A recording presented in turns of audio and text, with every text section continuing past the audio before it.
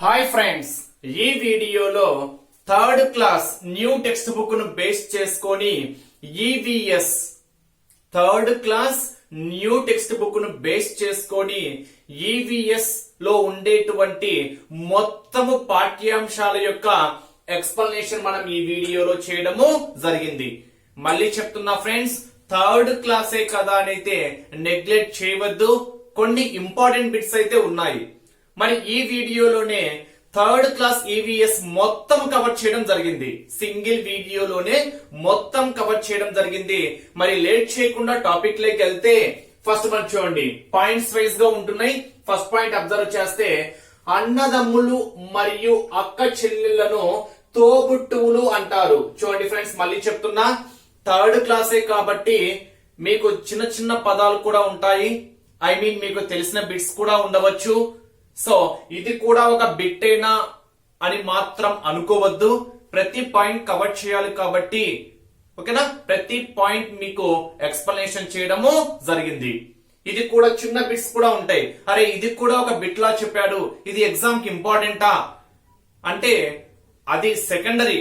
So ప్రతి point touch చేయాలి కాబట్టి ఈచ్ అండ్ ఎవ్రీ పాయింట్ అయితే టచ్ చేసాము. మొత్తము థర్డ్ క్లాస్ ఈవీఎస్ మొత్తము ఈ వీడియోలోనే ఉంటుంది. మరి అన్నదమ్ములు మరియు అక్క చెల్లెలను ఏమంటాము అంటే తోబుట్టువులు అంటాం. అంటే తోబుట్టువులు, ఒక కుటుంబం తీసుకున్నాము అనుకోండి, ఆ కుటుంబంలో ఎవరెవరు ఉంటారు? అమ్మ, నాన్న, అన్న, తమ్ముడు, అక్క, చెల్లెలు, ఓకేనా, తాత, అవ్వ అందరూ కలిస్తేనే మనకు అదేమవుతుంది అంటే ఒక కుటుంబం అవుతుంది. అక్కడ అన్న తమ్ముళ్లను, అక్క చెల్లెలను మనం ఏమంటాము అంటే తోబుట్టువులు అంటాం. ఓకే, నెక్స్ట్ సెకండ్ పాయింట్ చూడండి. సెకండ్ పాయింట్, బట్టలు అల్లడము, చెప్పులు కుట్టడము, కర్ర పని, క్షవరము కటింగ్ చేయడము వంటి పనులను వృత్తి పనులు అంటారు. అంటే ఇక్కడ వృత్తి పనులు అంటే అర్థం ఏంటి? అది తన వంశపారంపర్యంగా కావచ్చు. అంటే వృత్తి పనులు చాలా వరకు తన పూర్వీకులు చేసినటువంటి పనులనే వారు వృత్తులుగా చేసుకుంటూ వచ్చేటువంటి పనులనే మనం ఏమంటాము అంటే వృత్తి పనులు అంటాం. అంటే వారి యొక్క వృత్తులు. ఇప్పుడు ఫర్ ఎగ్జాంపుల్ బట్టలు అల్లడము అంటున్నాము అంటే వారి పూర్వీకులను బేస్ చేసుకొని కానివ్వండి, వాళ్ళు చేసేటువంటి పనులను బేస్ చేసుకొని బట్టలు అల్లడం అనేది ఒక వృత్తి పని. చెప్పులు కుట్టడము ఒక వృత్తి పని, కర్ర పని, నెక్స్ట్ క్షవరం చేయడము, ఇలాంటి పనులను మనం ఏమంటాము అంటే వృత్తి పనులు అంటాము. నెక్స్ట్, మనుషుల మధ్య రంగు, ఎత్తు, బరువులో పోలిక ఉండవచ్చు కానీ లక్షణాలు వేరువేరుగా ఉంటాయి. అంటే ఒక కుటుంబం తీసుకున్నాము అనుకోండి, ఓకేనా, ఇప్పుడు కుటుంబంలో పిల్లల యొక్క చర్మం కానీ, రంగు కానీ, హైట్ కానీ, వెయిట్ కానీ తల్లిదండ్రుల నుంచి రావచ్చు. లేదా వారి యొక్క లక్షణాలు తల్లిదండ్రుల నుంచే కాకుండా వారి బంధువుల నుంచి కూడా రావచ్చు. అంటే మేనమామ పోలికలు, ఓకేనా, మేనత్త పోలికలు, ఇలా వారి యొక్క లక్షణాలు పోలికలు కూడా రావచ్చు. కానీ రంగు, ఎత్తు, బరువు పోలిక ఉండవచ్చు, పోలిక ఉండకపోవచ్చు. చూడండి, ఇక్కడ మనుషుల మధ్య రంగు, ఎత్తు, బరువులో పోలిక ఉండకపోవచ్చు. ఇక్కడ చూడండి, కరెక్ట్ రాసామా? ఉండవచ్చు, పోలిక ఉండవచ్చు కానీ లక్షణాలు వేరువేరుగా ఉంటాయి. అంటే అర్థం ఏంటి అంటే పోలిక ఉండవచ్చేనండి ఫ్రెండ్స్. మనుషుల మధ్య రంగు, ఎత్తు, బరువులో పోలిక ఉండవచ్చు. అంటే అర్థం ఏంటి? రంగు ఒకేలా ఉండవచ్చు, ఎత్తు ఒకేలా ఉండవచ్చు, పోలిక ఒకేలా ఉండవచ్చు, కానీ లక్షణాలు వేరువేరుగా ఉంటాయి. ఇప్పుడు ఫర్ ఎగ్జాంపుల్ ట్విన్స్ తీసుకున్నాము అనుకోండి, ట్విన్స్ మనం అబ్జర్వ్ చేస్తే రంగు ఒకేలా ఉంటుంది, పోలిక ఒకేలా ఉంటుంది, ఎత్తు ఒకేలా ఉంటుంది, కానీ వారిలో లక్షణాలు అనేటివి వేరువేరుగా ఉంటాయి. ఓకేనా, నెక్స్ట్ ఫోర్త్ పాయింట్ అబ్జర్వ్ చేసామనుకోండి, మొక్కల్లో ఉన్న భాగాలు, ఏదైనా ఒక మొక్క తీసుకున్నాము అనుకోండి, ఫర్ ఎగ్జాంపుల్ ఇలా ఒక మొక్క తీసుకున్నాము అనుకోండి, ఆ మొక్కల్లో ఉండేటువంటి భాగాలు మనకి ఏమవుతాయి అంటే వేర్లు. అంటే భూమి లోపల ఉంటాయి చూడండి, ఇవి వేర్లు. నెక్స్ట్ కాండము, పువ్వులు, ఆకులు, కాయలు అవన్నీ మనకి ఏమవుతాయి అంటే ఒక మొక్కలో ఉండేటువంటి భాగాలు. అంటే వేర్లు అంటే మనకు తెలుసు భూమి లోపల ఉండేటువంటివి. కాండం అంటే తెలుసు ఈ ఆకులు ఈ పువ్వులు ఉంటాయి చూడండి, దానికి ఆధారంగా ఉంటుంది చూడండి ఒకటి, అదే మనకి ఏమవుతుంది అంటే కాండం అవుతుంది. పువ్వులు అంటే తెలుసు మీకు, కాయలు అంటే కూడా తెలుసు, ఆకులు కూడా తెలుసు. ఇవన్నీ మీకు మొక్కలో ఉండేటువంటి భాగాలు. మరి వేర్లు ఒక్కసారి చూడండి, వేర్ల గురించి మనం అబ్జర్వ్ చేస్తే నేలలో లవణాలు నీటిని పీల్చుకొని కాండం ఆకులకు పంపే మొక్కలోని ముఖ్యమైన భాగం. అంటే దీన్ని మనం ఇంకో విధంగా చెప్పొచ్చు, మొక్కలోని ముఖ్యమైన భాగం ఏంటి అంటే వేర్లు. మొక్కలోని ముఖ్యమైనటువంటి భాగం ఏంటి అంటే వేర్లు. అంటే ఇవి వేర్లు. ఓకేనా, ఈ వేర్లే ఈ మొక్క యొక్క ముఖ్యమైన భాగము. మరి ఏం చేస్తుంది ఇది వేర్లు ఏం చేస్తాయంటే నేలలో ఉండేటువంటి లవణాలు నీటిని పీల్చుకొని కాండం ఆకులకి, ఇది కాండం ఓకేనా, కాండం ఆకులకి పంపేటువంటి మొక్కలోని ముఖ్యమైన భాగమే మనకి ఏమవుతుంది అంటే వేర్లు అవుతాయి. ఓకేనా, నెక్స్ట్ పాయింట్ చూడండి, నేలలో ఉండే మొక్క యొక్క భాగము. అంటే ఏదైనా ఒక మొక్క తీసుకున్నాం అనుకోండి, కాండం అనేది నేలకు పై భాగంలో ఉంటుంది. నెక్స్ట్ ఆకులు కూడా పై భాగంలో ఉంటాయి, పువ్వులు కూడా పై భాగంలో ఉంటాయి, కాయలు కూడా పై భాగంలో ఉంటాయి. మరి నేలలో ఉండేటువంటి మొక్క యొక్క భాగము, ఈ మొక్క యొక్క భాగం ఉంటుంది చూడండి, అది నేలలో ఉండేటువంటి భాగాన్ని మనం ఏమంటాము అంటే వేర్లు అంటాం. నేలలో ఉండేటువంటి మొక్క యొక్క ముఖ్యమైన భాగాన్ని ఏమనాలి, వేర్లు అనాలి. నెక్స్ట్ వేర్లు పీల్చుకున్న నీటిని, ఈ వేర్లు నీటిని పీల్చుకున్న నీటిని లవణాలను మొక్కలోని వివిధ భాగాలకు అందించి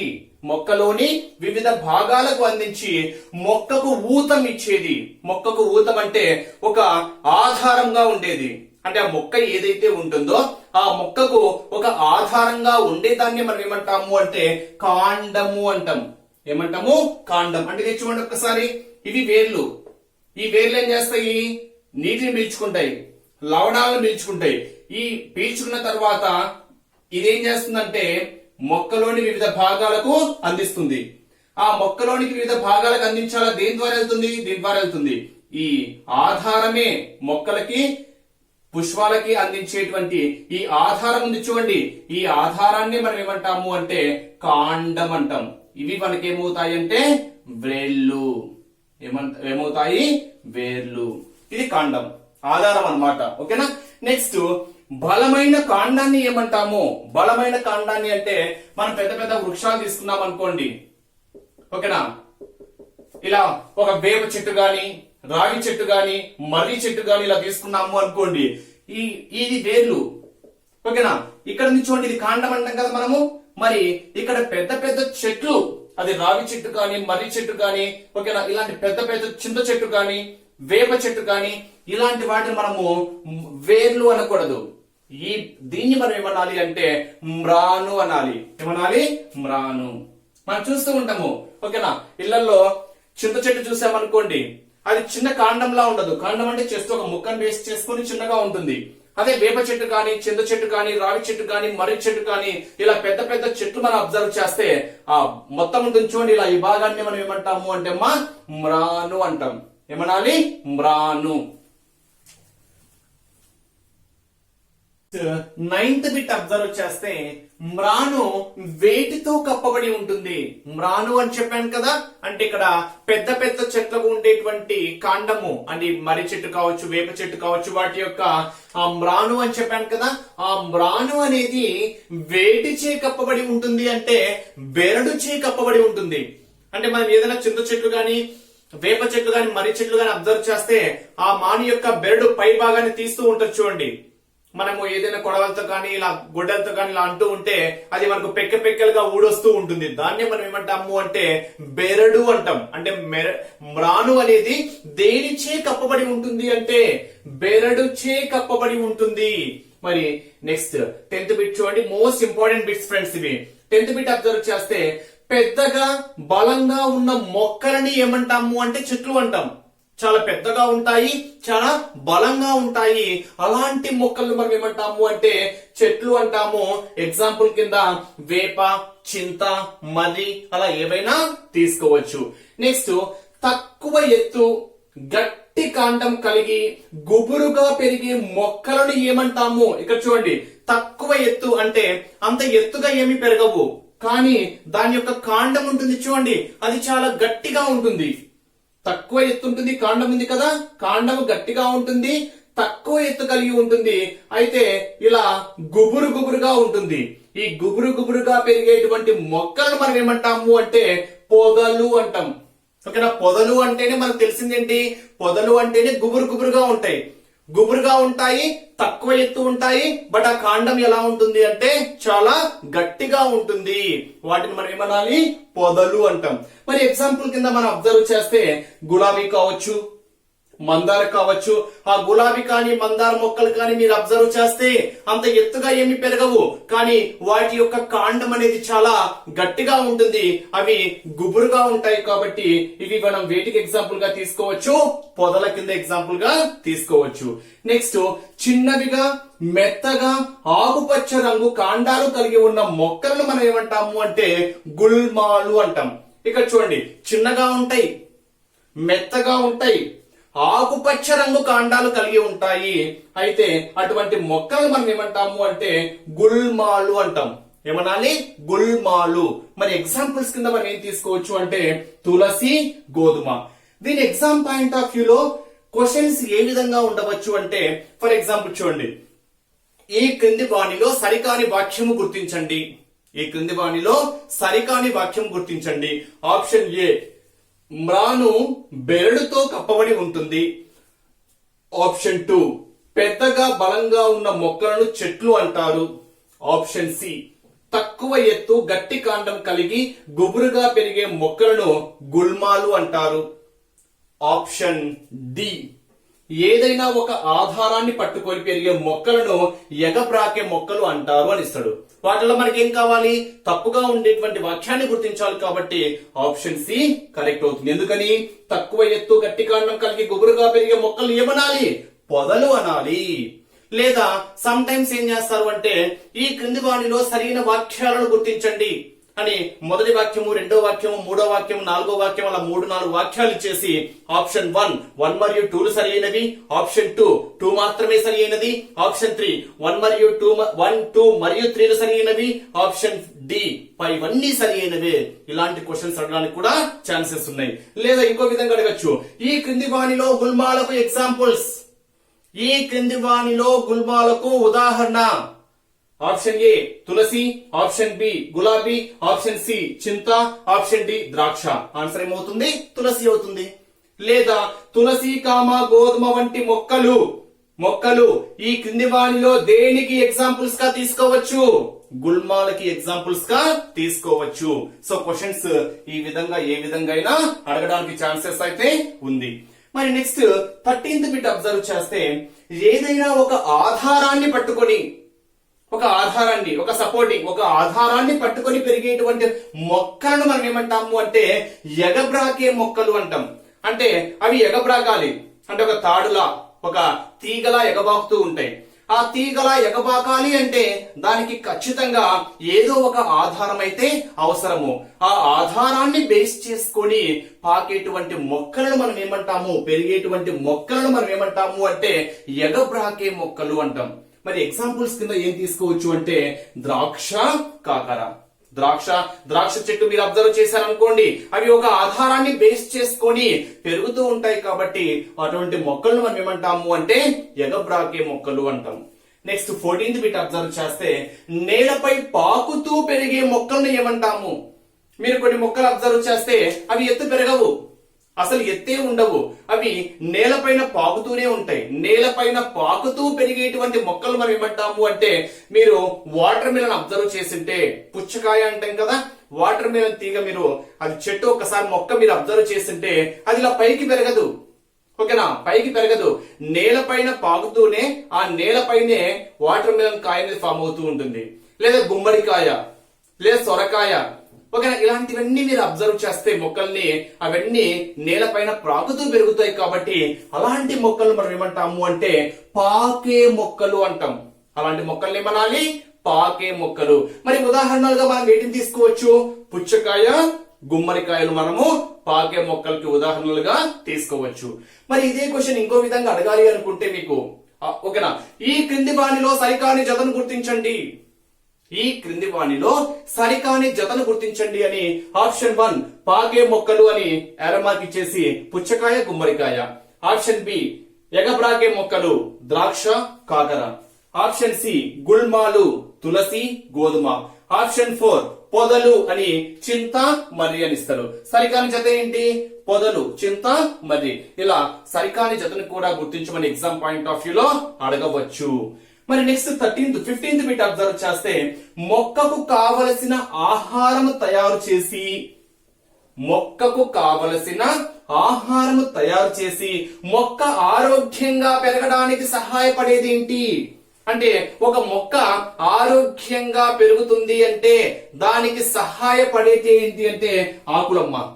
ఆకుల నుంచే మొక్క అనేది ఆరోగ్యంగా పెరుగుతుంది. అందుకే మొక్కను మనం ఏమంటాము అంటే ఆహార కర్మాగారాలు అంటాం. ఓకేనా, మొక్క యొక్క ఆహార కర్మాగారాలు ఏంటి అంటే ఆకులు. గుర్తుపెట్టుకోండి ఫ్రెండ్స్. ఓకేనా, మొక్కకు కావలసిన ఆహారము తయారు చేసి మొక్క ఆరోగ్యంగా పెరగడానికి సహాయపడేది ఏంటి అంటే ఆకులు. అందుకే మొక్క యొక్క ఆహార కర్మాగారాలు ఏంటి అంటే ఆకులుగా మనము చెప్పుకోవచ్చు. నెక్స్ట్ 17th బిట్, ఆకులు వేటి సహాయంతో ఆహారాన్ని తయారు చేసుకుంటాయి. ఓకేనా, ఆకులు అనేటివి వేటి సహాయంతో ఆహారాన్ని తయారు చేస్తాయి అంటే గాలి, నీరు, సూర్యరశ్మి, కార్బన్ డైఆక్సైడ్. ఆకులు వేటి సహాయంతో ఆహారాన్ని తయారు చేసుకుంటాయి అనే క్వశ్చన్ ఏ విధంగా అడగవచ్చు అంటే, ఈ క్రింది వాణిలో ఆకులు వేటి సహాయంతో ఆహారాన్ని తయారు చేసుకుంటాయి. ఆప్షన్ ఏ గాలి, నీరు. ఆప్షన్ బి సూర్యరశ్మి. Option C carbon dioxide. Option 4 పైవన్నీ. సో ఆన్సర్ ఏమవుతుందంటే పైవన్నీ అవుతుంది. మరి కార్బన్ డైఆక్సైడ్ యొక్క ఫార్ములా ఏంటి, కార్బన్ డైఆక్సైడ్ అంటే ఫార్ములా ఏంటి, CO2 అంటాం. కార్బన్ డైఆక్సైడ్ యొక్క ఫార్ములా CO2.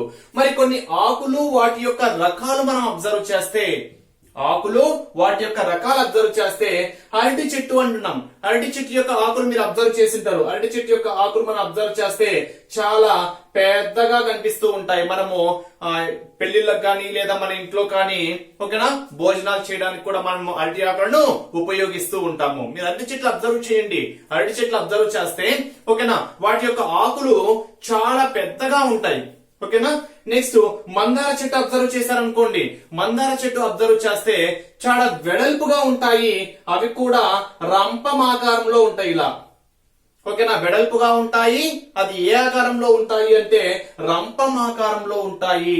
నెక్స్ట్ బొప్పాయి చెట్టు యొక్క ఆకులు హస్తం ఆకారంలో ఉంటాయి. కొబ్బరి చెట్టు యొక్క ఆకులు పొడవైన ఈనెలు అంటే తెలుసు కదా, ఏదైనా ఒక ఆకు తీసుకున్నాము అనుకోండి, ఇది ఒక ఆకు తీసుకున్నాం అనుకోండి, ఫర్ ఎగ్జాంపుల్ ఇలా ఒక ఆకు తీసుకుంటే ఆ ఆకులో ఖచ్చితంగా ఇలా ఈనెలు అనేటివి లేకుండా ఉండవు. మీరు ఏ ఆకు తీసుకున్నా ఇలా ఉంటాయి. వీటిని మనము ఈనెలు అంటాము. ఇది మనకి ఏమవుతుంది, అంచు అవుతుంది. వీటిని మనము ఈనెలు అంటాం. అంటే ఇక్కడ పొడవైన ఈనెలు కలిగి ఉన్నటువంటి ఆకు ఏంటి అంటే కొబ్బరి చెట్టు యొక్క ఆకు. అది చింత చెట్టు అబ్జర్వ్ చేసాం అనుకోండి, చింత చెట్టు కానీ వేప చెట్టు కానీ అబ్జర్వ్ చేస్తే వాటి యొక్క ఆకులు చింత చెట్టు అయితే మరి చాలా చిన్నగా ఉంటాయి ఆకులు. చెట్లు అబ్జర్వ్ చేస్తే మీరు చింత చెట్టు యొక్క ఆకులు ఎలా ఉంటాయి అంటే చాలా చిన్నగా ఉంటాయి. మరి దీన్ని బేస్ చేసుకుని క్వశ్చన్ ఏ విధంగా అడగచ్చు, ఈ క్రింది వాణిలో ఆకులు రకాల పరంగా సరికాని జతను గుర్తించండి.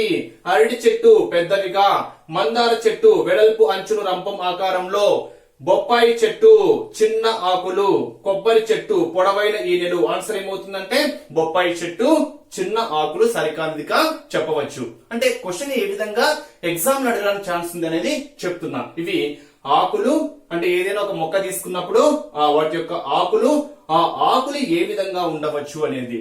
నెక్స్ట్ 19th బిట్ మనం అబ్జర్వ్ చేస్తే కొన్ని మొక్కలు మీరు అబ్జర్వ్ చేస్తే వాసన కలిగి ఉంటాయి. మంచి వాసన మనకు కొన్ని మొక్కలు మనము ఆహారం తినడానికి కూడా ఉపయోగిస్తూ ఉంటాం.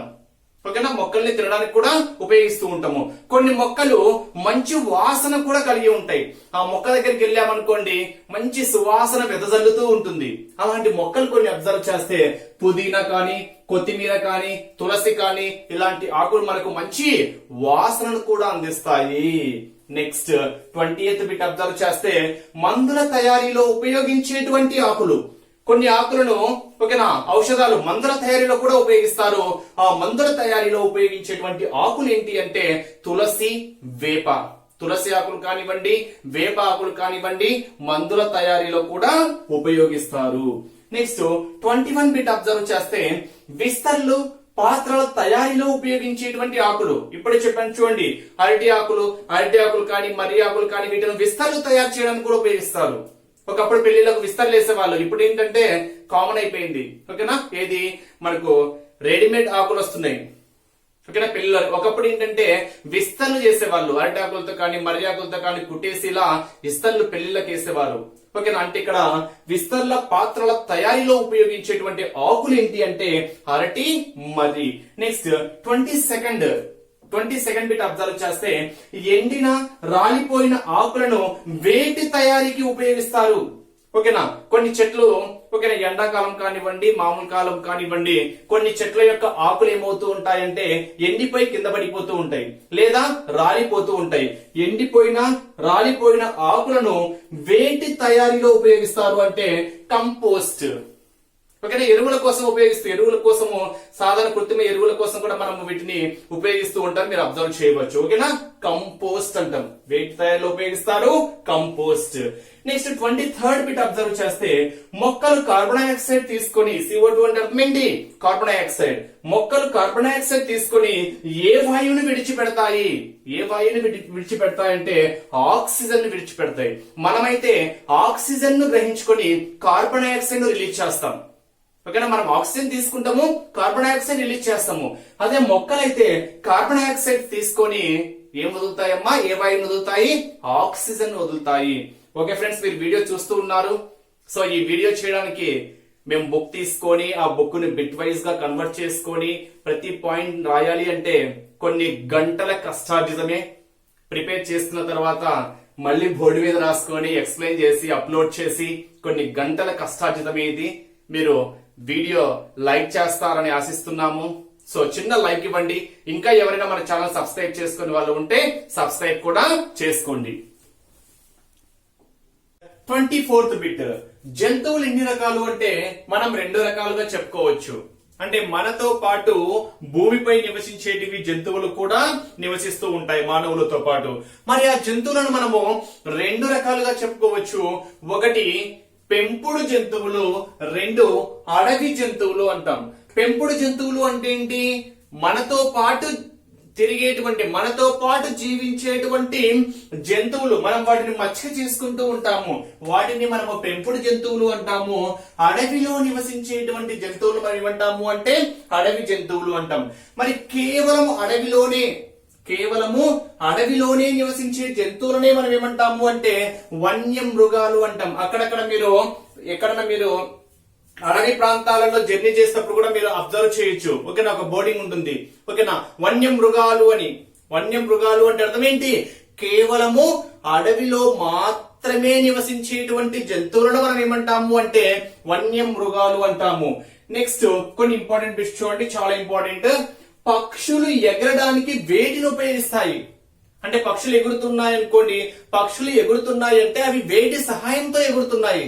ఇప్పుడు మనం మానవులు నడుస్తున్నాము అనుకోండి, వేటి సహాయంతో నడుస్తున్నాము? మనము కాళ్ళ సహాయంతో నడుస్తున్నాము అని చెప్పొచ్చు. అదే విధంగా పక్షులు ఎగరడానికి వేటిని ఉపయోగిస్తాయి అంటే కాళ్ళు, రెక్కలు, తోక, వీటి సహాయంతో పక్షులు ఎగరగలుగుతాయి. నెక్స్ట్ 27th బిట్ జంతువులు ఒక ప్రదేశం నుండి మరొక ప్రదేశానికి ఎలా వెళ్తాయి? ఇప్పుడు మనం అనుకోండి, ఒక ప్రదేశం నుంచి మరొక ప్రదేశానికి ఎలా వెళ్తాము? నడుచుకుంటూ వెళ్తాము. అదే కొన్ని జంతువులు, ఓకేనా, మానవులందరూ అలాగే వెళ్తారు. మరి జంతువుల పరంగా కొన్ని నడుచుకుంటూ వెళ్తాయి, కొన్ని పాక్కుంటూ వెళ్తాయి, కొన్ని గెంతుకుంటూ వెళ్తాయి, కొన్ని అంటే రకరకాల, కొన్ని ఈదుతూ వెళ్తాయి. ఓకేనా, అంటే ఒక్కొక్క జంతువు కొన్ని రకాల జంతువులు కొన్ని విధాలుగా ఒక ప్రదేశం నుంచి మరొక ప్రదేశానికి వెళ్తూ ఉంటాయి. ఫర్ ఎగ్జాంపుల్ కుక్క గాని, పిల్లి కానీ, నక్క గాని ఇలా కొన్ని తీసుకున్నాం అనుకోండి, అవి ఒక ప్రదేశం నుంచి మరొక ప్రదేశానికి నడుచుకుంటూ వెళ్తాయి. ఓకేనా, అదే మరికొన్ని పాము తీసుకున్నాం అనుకోండి, స్నేక్ తీసుకున్నాం అనుకోండి, అదేం నడుచుకుంటూ వెళ్ళదు, అదేంటి పాకుతూ వెళ్తూ ఉంటుంది, అంటే దాన్ని పాకడము అంటాం. ఓకేనా, అలా ఒక ప్రదేశం నుంచి అంటే నడుస్తూ కొన్ని వెళ్తాయి, ఎగురుతూ కొన్ని వెళ్తాయి. ఇప్పుడు కాకి అనుకోండి, ఒక ప్రదేశం నుంచి ఇంకో ప్రదేశం అంటే పాకదు, అది నడవడు, అదేం చేస్తుంది, ఎగురుతూ వెళ్తుంది. కాకి గాని, చిలుక గాని అలాంటివి ఎగురుతూ ఉంటాయి, కొన్ని ఈదుతూ ఉంటాయి. ఓకేనా, నీళ్ళలో కొన్ని చూసామనుకోండి, ఓకేనా, తాబేలు కానివ్వండి, నెక్స్ట్ చేపలు కానివ్వండి, కొన్ని చేపలు కానివ్వండి, అవి నీళ్లలో ఈదుతూ వెళ్తూ ఉంటాయి, అదే విధంగా పాకుతూ. నెక్స్ట్ 28th బిట్, చేపలు వేటి సహాయంతో ఈదగుతాయి. ఓకేనా, చేపలు మీరు అబ్జర్వ్ చేసింటే, చేప మీరు చూసే ఉంటారులేండి, చేపలు ఇలా మనకి ఇక్కడ ఓకేనా ఇలా ఉంటాయి కదా చేప. ఓకేనా, ఆ చేపలు వేటి సహాయంతో ఈదుతాయంటే మొప్పలు, అంటే వీటిని మనం మొప్పలు అంటాం. అదే విధంగా తోక, అంటే చేపలు వేటి సహాయంతో ఈదుతాయి అంటే మొప్పల సహాయంతో, తోక సహాయంతో ఈదుతాయి. మరి నెక్స్ట్ 29th బిట్, కుందేలు ఎక్కడ నివసిస్తుంది. కుందేలు నివసించేటువంటి ప్రాంతాన్ని మనం ఏమంటాము అంటే బొరియా అంటాము. అదే మనం అనుకోండి, ఓకేనా, ఇల్లు, ఓకేనా, మనం నివసించే ఒక ఇల్లు కట్టుకోనో ఒక గుడిసె వేసుకొని నివసిస్తూ ఉంటాము. అదే విధంగా కుందేలు ఎక్కడ నివసిస్తూ ఉంటుంది అంటే బొరియలో నివసిస్తూ ఉంటుంది. నెక్స్ట్ 30 బిట్, నేల మీద నివసించే జీవులను ఏమంటాము, నీటిలో నివసించే జీవులను ఏమంటాము. నేలపైన నీటిలో రెండింటిలో నివసించేటువంటివి, అంటే కొన్ని నేలపైన ఉండగలుగుతాయి, నీటిలో కూడా ఉండగలుగుతాయి. ఫర్ ఎగ్జాంపుల్ కప్పలు అబ్జర్వ్ చేసామనుకోండి, అవి నేలపైన ఉంటాయి, నీళ్ళలో కూడా ఉంటాయి. ఓకేనా, ఇక్కడ ఫస్ట్ పాయింట్ 30 పాయింట్ అబ్జర్వ్ చేస్తే, నేల మీద నివసించే జీవులను మనం ఏమంటాము అంటే భూచర జీవులు అంటాం. చలిస్తూ ఉంటాయి, అంటే భూమి మీద చలిస్తూ ఉంటాయి. భూమి మీద నివసించే జీవులను మనం ఏమంటాము అంటే భూచర జీవులు అంటాము. ఎగ్జాంపుల్ కింద కుక్క, పిల్లి, నక్క, ఆవు, కోడి ఏవైనా తీసుకోవచ్చు. నెక్స్ట్ నీటిలో నివసించే జీవులను ఏమంటాము. జలము అంటే నీరు కదా, జలము అంటే నీరు, నీటిలో నివసించే జంతువులను మనం ఏమంటాము అంటే జలచరాలు అంటాం. 32 బిట్ అబ్జర్వ్ చేస్తే, నేలపై నీటిలో జీవించే జీవులను ఏమంటారు. ఇందాక నేలపై మాత్రమే జీవించే వాటిని ఏమంటారు, భూజల జీవులు అని చెప్పాను. నేలపై జీవించే వాటిని జలచరాలు అని చెప్పాను. నేలపై నీటిలో రెండింటి, అంటే నేలపైన జీవిస్తాయి, భూమిలో కూడా నివసిస్తాయి. ఇలాంటి జీవులను మనం ఏమంటాము అంటే ఉభయచర జీవులు అంటాము. ఉభయ అంటే రెండు, ఓకేనా, చల అంటే చలించడము, జీవులు అంటే ఓకే, అంటే రెండింటిలోనూ, అంటే నేలపైన మరియు నీటిలో జీవించే జంతువులను మనం ఏమంటాము అంటే ఉభయచర జీవులు అంటాము. ఎగ్జాంపుల్ కింద మనము కప్ప, సాలమాండర్. అంటే దీని ఎగ్జామ్ పాయింట్ ఆఫ్ వ్యూ లో ఈ క్రింది వానిలో నేలపై నీటిలో జీవించే జీవులకు ఉదాహరణ, ఓకేనా, అని మనకు ఆప్షన్స్ బేస్ చేసుకొని అడగచ్చు. లేదా కప్ప, సాలమాండర్ అవునవి. ఆప్షన్ ఏ నేలపై మాత్రమే జీవిస్తాయి, ఆప్షన్ బి నీటిలో మాత్రమే జీవిస్తాయి, ఆప్షన్ సి నేట్లపై మరియు నీటిలో జీవిస్తాయి, ఆప్షన్ డి ఏది కాదు అంటాడు. So option C is correct అవుతుంది. నెక్స్ట్ 33 అబ్జర్వ్ చేసాము అనుకోండి, నేలపై నీటిలో నివసించడానికి ఉపయోగపడేటువంటి శరీర భాగాలు ఏంటి అంటే నేలపైన నీటిలో రెండింటి బేస్ చేసుకొని జీవిస్తున్నాయంటున్నాము. మరి అవి నివసించడానికి ఉపయోగపడేటువంటి వాటి యొక్క శరీర భాగాలు ఏంటి అంటే, ఓకేనా, తేమగా ఉండేటువంటి చర్మం అనేది వాటికి బాగా ఉపయోగపడుతుంది. అదే విధంగా వేళ్ల మధ్య చర్మం ఉపయోగపడుతుంది. అదే విధంగా బలమైన వెనుక కాళ్ళు కూడా వాటికి సహాయపడతాయి. నెక్స్ట్ 34 బిట్ అబ్జర్వ్ చేస్తే, మొక్కల నుండి లభించే ఆహార పదార్థాలను తినే వాటిని ఏమంటారు అంటే మొక్కలను మాత్రమే తీసుకుంటాయి. కొన్ని మొక్కలను ఆహారంగా తీసుకుంటాయి. మొక్కల నుండి లభించే ఆహార పదార్థాలను తీసుకునే వాటిని మనం ఏమంటాము అంటే శాకాహారులు అంటాం. ఇప్పుడు మానవులం అనుకోండి, మనం శాకాహారులము, మాంసాహారులు, అందుకే ఉభయచర జీవులు అంటూ ఉంటాం. అంటే కొన్ని జీవులు మొక్కల నుంచి మాత్రమే ఆహారాన్ని సేకరిస్తూ ఉంటాయి, అంటే తన యొక్క ఆహారాన్ని మొక్కల నుంచి మాత్రమే తీసుకుంటాయి. అలాంటి జీవులను మనం ఏమంటాము అంటే శాకాహారులు అంటాం. ఉదాహరణలుగా గాడిద, జింక, ఆవు, ఉడుత, ఏనుగు, గుర్రము, ఆవు, ఓకేనా, బర్రె, ఇలాంటివి ఏవైనా మనము ఎగ్జాంపుల్స్ కింద తీసుకోవచ్చు, శాకాహారులు అంటాం. అదే ఇతర జంతువుల పైన ఆధారపడి అంటే ఇతర జంతువులను ఆహారంగా తీసుకుంటున్నాయి అనుకోండి, వాటిని మనం ఏమంటాము అంటే మాంసాహారులు అంటాం. అంటే జంతువుల మాంసాన్ని తినేవాడిని మనం ఏమంటాము అంటే మాంసాహారులు అంటాము. ఉదాహరణకు సింహం కానీ, నక్క కానీ, పులి కానీ, మొసలి కానీ, ఇవన్నీ ఇతర జంతువులను తన ఆహారంగా తీసుకుంటాయి కాబట్టి వీటిని మనం ఏమంటాము అంటే మాంసాహారులు అంటాం. నెక్స్ట్ 36 బిట్ అబ్జర్వ్ చేస్తే మొక్కలని మాంసాన్ని రెండింటిని తినేటివి. ఇందాక నేలపై మాత్రమే చెప్పాను, నీటిలో మాత్రమే చెప్పాను, రెండింటిలో జీవించే చెప్పాను. ఇప్పుడు మొక్కల్ని మాత్రమే ఆహారంగా తీసుకునే వాటిని శాకాహారులు అంటాము, మాంసాన్ని ఆహారంగా తీసుకునే వాటిని మాంసాహారులు అంటాము. మొక్కల్ని మాంసాన్ని రెండింటిని తినేవారిని మనం ఏమంటాము అంటే ఉభయహారులు అంటాం. హారులు అంటే భుజించడము, ఓకేనా, రెండింటిని భుజిస్తారు కాబట్టి వారిని మనం ఏమంటాము అంటే ఉభయహారులు అంటాము. ఉదాహరణ కిందికి ఎలుగుబంటి, కాకి, కోతి, కుక్క, ఇవన్నిటిని మనము ఉభయహారులుగా చెప్పుకోవచ్చు. నెక్స్ట్ 37 అబ్జర్వ్ చేస్తే పుష్పాల్లో మకరందము పీల్చుకునేటివి. పుష్పాల్లో మకరందాన్ని పీల్చుకునేటివి ఏంటి అంటే సీతాకోక చిలుకలు, తేనెటీగలు. నెక్స్ట్ 38 బిట్ అబ్జర్వ్ చేస్తే జంతువులు వాటి యొక్క భావాలను ఎలా వ్యక్తపరుస్తాయి? మనం అనుకోండి, మన యొక్క భావాన్ని వ్యక్తపరచాలి అంటే కనుసైగతోనో లేదా మాటల రూపంలోనో వ్యక్తపరుస్తాం. అదే జంతువులు వాటి యొక్క భావాలను వేటి ద్వారా వ్యక్తపరుస్తాయి అంటే ధ్వని ద్వారా వ్యక్తపరుస్తాయి. అంటే అవి చేసేటువంటి ధ్వని ద్వారా వాటి యొక్క భావాలనేటివి అక్కడ వ్యక్తపరుస్తాయి. 39th బిట్ అబ్జర్వ్ చేస్తే రాబందులు, నక్కలు, కుక్కలు చనిపోయిన కుళ్ళిపోయిన జంతు కళేబరాలను తింటాయి. అందుకని వాటిని ఏమంటాము? మనం మూవీస్ లో కూడా చూస్తూ ఉంటాము, చనిపోయిన అంటే రాబందులు వస్తున్నాయి అంటున్నాము. రాబందులు, నక్కలు, కుక్కలు చనిపోయినా లేదా కుళ్ళిపోయిన జంతు కళేబరాలను తింటాయి. అందుకు గాను వాటిని ఏమంటారు అంటే శుభ్రపరిచే తోటీలు అంటారు. ఏమంటాము? ఈ క్రింది వాటిలో శుభ్రపరిచే తోటీలుగా వేటిని వ్యక్తపరుస్తాము? రాబందులు, నక్కలు, కుక్కలు చనిపోయినా కుళ్ళిపోయిన జంతు కళేబరాలను తింటాయి కాబట్టి. ఓకేనమ్మా. నెక్స్ట్ 40th బిట్ అబ్జర్వ్ చేస్తే ఇందాక కొన్ని జంతువులు అని చెప్పాను. జంతువులు వేటి ద్వారా తన యొక్క భావాలను వ్యక్తపరుస్తాయి అని చెప్పాను.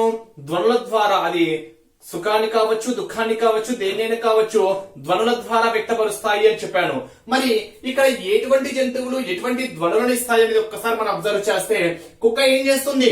మొరుగుతుంది. పిల్లి మ్యావ్ మ్యావ్ అంటుంది. కాకి కావు కావు అంటుంది. పులి గాండ్రిస్తుంది. గొల్లభామ కీచు ధ్వనిస్తుంది. గుర్రము సకిలిస్తుంది. పంది గుర్రు గుర్రు అంటుంది. గాడిద బండ పెడుతూ ఉంటుంది. మేక మేవ్ మే మే మే అంటూ ఉంటుంది. కోయిల కుహు అంటూ ఉంటుంది. ఇది కొన్ని జంతువులు వాటి యొక్క శబ్దాలు. సో ఫ్రెండ్స్, మీకు ఈ వీడియో నచ్చింది అనుకుంటా. మొత్తము 3rd క్లాస్ మొత్తం ఒకే వీడియోలో చేయడం పాసిబుల్ కాలేదు. సో మీరు అబ్జర్వ్ చేసింటారు, కొంచెం కష్టంగానే ఉంది. చిన్న 3rd క్లాసే కదా, ఒక వీడియోలో కంప్లీట్ చేద్దాము అనుకున్నాను. బట్ ఒక వీడియోలో చేయడం అయితే పాసిబుల్ కాలేదు. ఇక్కడికి ఫస్ట్ 3 లెసన్స్ కంప్లీట్ అయినాయి. సో మీరు అబ్జర్వ్ చేసింటారు, చూడడానికి 3rd క్లాస్ అయినా కానీ చాలా చాలా ఇంపార్టెంట్ బిట్స్ ఉన్నాయి. ఇంకా మీకు వీడియో నచ్చితే లైక్ చేయండి, నచ్చకపోతే అవసరమే లేదు. ఎవరికైనా మన ఆన్లైన్ ఎగ్జామ్స్ రాయాలని ఇంట్రెస్ట్ ఉంటే మాత్రము ఒక షెడ్యూల్ బేస్ చేసుకొని ఆన్లైన్ ఎగ్జామ్స్ కండక్ట్ చేస్తున్న విషయం మీ అందరికీ తెలిసిందే. ఎవరికైనా ఆన్లైన్ ఎగ్జామ్స్ రాయాలని ఇంట్రెస్ట్ ఉంటే 8341949272 కి కాల్ ఆర్ మెసేజ్ చేయగలరు. కంప్లీట్ ఎస్జిటి ప్యాకేజ్ వచ్చేసరికి కేవలం మనము 800 రూపీస్ మాత్రమే తీసుకుంటున్నాం. 800 పెద్ద విషయమే కాదు. మేం పడేటువంటి కష్టానికి అందిస్తున్న ఫ్రీ వీడియోస్ కే మీరు 800 ఇవ్వచ్చు. కానీ మనం అలా ఆశించే వాళ్ళము కాదు. ఆన్లైన్ ఎగ్జామ్స్ చాలా సిస్టమేటిక్ గా కండక్ట్ చేస్తున్నాము. ఫ్రీ వీడియోసే మీకు ఇంత పర్ఫెక్ట్. మీ టెక్స్ట్ బుక్ గ్యాదర్ చేసుకొని మీ దగ్గర పీడిఎఫ్ ఉంటుంది కదా, ఒక్కసారి ఒక్కసారి third class EVS first 3 lessons PDF చూడండి. ఏ ఒక్క బిట్ మిస్ అయినా కానీ నాకు కాల్ చేయండి. సార్ మీరు పలానా ఇంపార్టెంట్ బిట్ మిస్ చేశారు, అందుకని నేను మీకు మెసేజ్ చేస్తున్నాను, ఆ బిట్ ఎందుకు మిస్ చేశారు అని నాకు కాల్ ఆర్ మెసేజ్ చేయగలరు. కావాలంటే టెక్స్ట్ బుక్ చెక్ చేసుకోగలరు. అంత కాన్ఫిడెంట్ గా ఇస్తున్నాం మీకు సబ్జెక్ట్. మరి ఫ్రీ వర్షన్ లోనే ఇంత సబ్జెక్ట్ ఇస్తున్నాము అంటే మీ దగ్గర నుంచి 800 రూపాయలు ఆశించేటువంటి ఎగ్జామ్స్ ఏ విధంగా ఉంటాయో ఆ ఊహ మీకే వదిలేస్తున్నా ఫ్రెండ్స్. ఇప్పుడే ఎవరికైనా ఇంట్రెస్ట్ ఉంటే కాల్ ఆర్ మెసేజ్ చేయగలరు.